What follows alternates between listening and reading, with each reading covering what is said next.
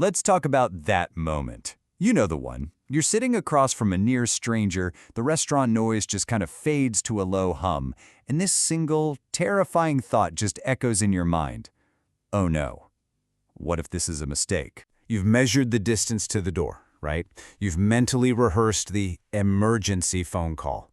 Look, we've all been there, trapped in that awkward space between what we hoped for and, well, what was actually happening.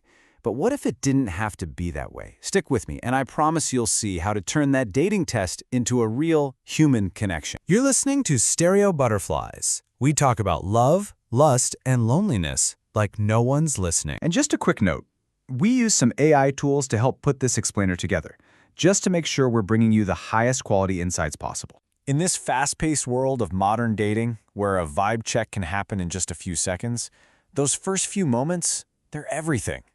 And listen, this isn't about being perfect. It's about being respectful. It's about signaling without even saying a word that you see the person across from you as valuable. Punctuality. It's become the first and maybe most fundamental test.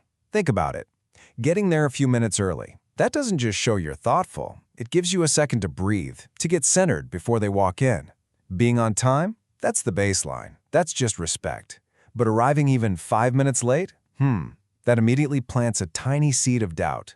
It kind of whispers, my time is more important than your time. And that's a really tough first impression to undo. And your outfit, that's the first sentence of your story. The goal here isn't to be flashy. It's about balance.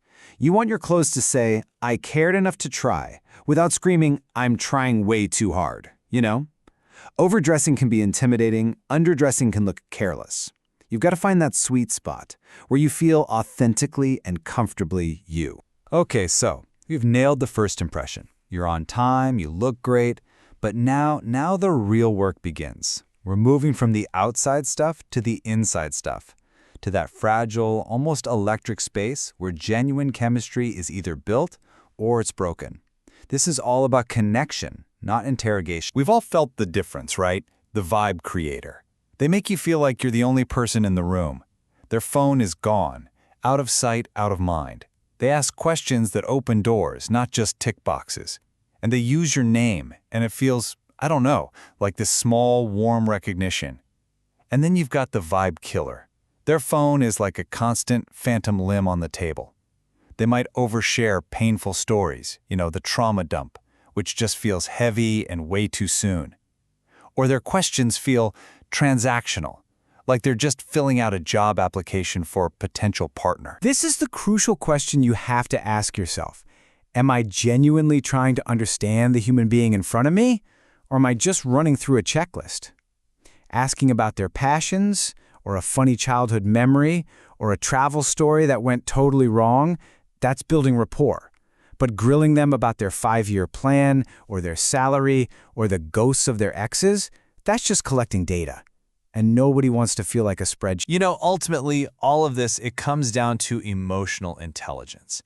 It's the ability to read the room, that subtle shift in their body language, the little flicker of discomfort in their eyes when you bring up a sensitive topic. Noticing that hesitation and having the grace to gently, smoothly pivot the conversation, that is one of the most attractive traits you can possibly possess. It builds trust, and trust is the foundation for absolutely everything. Let's be real. No matter how well it's going, awkwardness can creep in. That sudden silence that feels like it lasts an hour, or the dreaded arrival of the bill. But these moments aren't failures. They're actually opportunities to show how you handle a little pressure with grace. So what really ruins a first date? Well, the complaints show a really clear pattern. Look at this. Nearly half of people say phone distraction is their #1 turnoff. It's just a quiet act of disrespect. Right behind it is oversharing, that trauma dump we were talking about. And finally, the interrogation, where a date feels more like a deposition. These aren't just little pet peeves, they are fundamental breaches of connection. The bill. The single most debated, anxiety-inducing moment of any first date. Should the person who asked pay? Should you always split it? The truth is, there's no single right answer anymore. The new rule is just communication. A simple, hey, should we split this? Or, I'd love to get this one. It removes all the ambiguity. It's not about the money, It's about making sure both people can walk away feeling respected and seen. And what if there's just nothing? No spark. No connection at all. The temptation to just ghost is strong, I get it.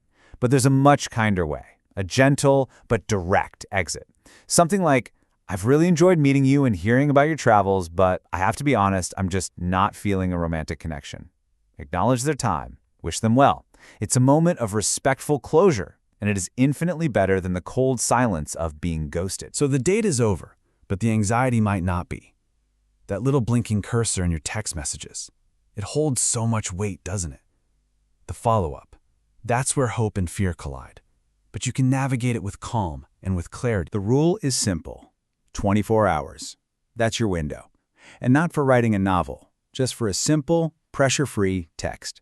Something like, "Thanks for the coffee. I had a really nice time."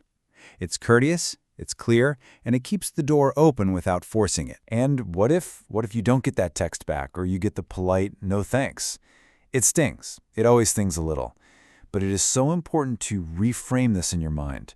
Rejection on a first date is not a verdict on your worth. It is not failure. It is simply redirection. It's the universe telling you, hey, this wasn't your path, so you can be free to find the one that is. And honestly, handling that no with grace leaves a powerfully positive impression. All right, let's tackle the details that cause the most stress. It's time for a little rapid-fire round. Your biggest questions, answer right now. This is the big one, isn't it? How long should a first date actually last? You don't want to be trapped in a marathon if there's no vibe. Well, luckily, there's a pretty clear consensus on this. The sweet spot is 60 to 90 minutes. It's the perfect amount of time. Seriously. It's long enough to actually see if there's a spark, to get past the initial nerves and have a real conversation, but it's also short enough to serve as a perfect escape hatch if you need one. It leaves both of you wanting more if the connection is real, and it provides a graceful exit if it's not. So, if you remember anything from our time together, please let it be this. We started by talking about those disastrous dates, right? The ones where we're looking for the escape route. And that fear, it comes from pressure. The pressure to be perfect, to be witty, to be impressive. But first dates were never meant to be about perfection. They are, and they always have been, about connection. The goal isn't to walk away having impressed them. It's to walk away having connected, even just for a moment. So the next time you sit down across from that stranger, ask yourself, am I here to perform or am I here to connect? If this gave you value, share it with someone you care about, hit subscribe, and leave a review.